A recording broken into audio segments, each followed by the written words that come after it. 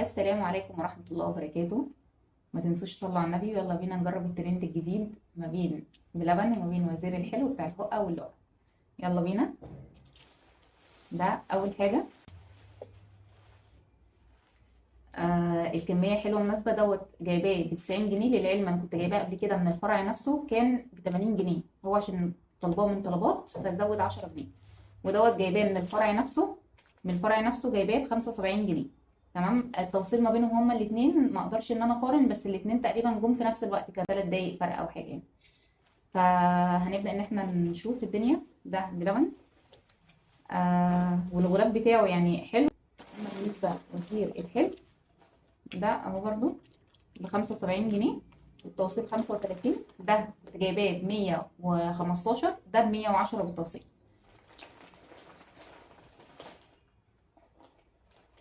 ده حجمه اصغر، بس كشكل احسن بكتير جدا جدا جدا.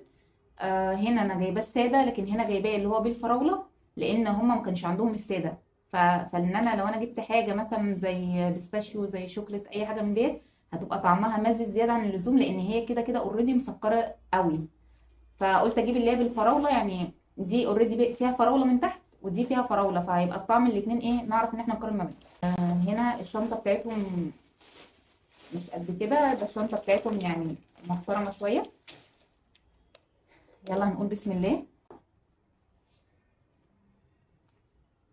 فيها راولة على سكر، سكر بودر،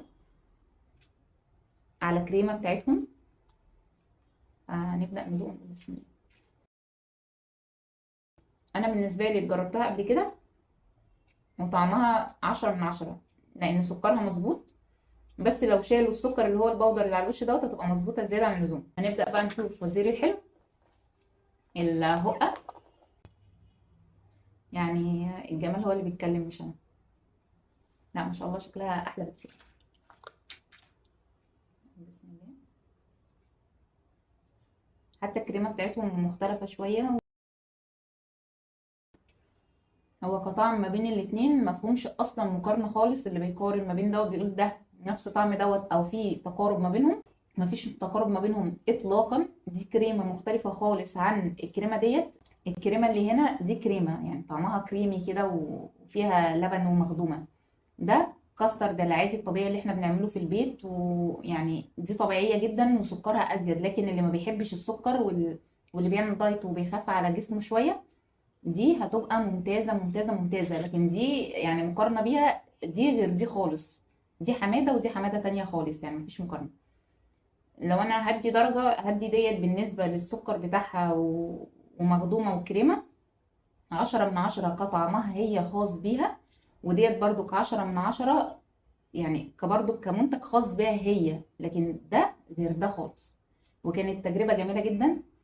وما تنسوش تدعوا لاخواتنا في فلسطين وكل الدول العربية بإذن الله، ان ربنا ينصرهم وربنا يحفظ مصر بإذن الله.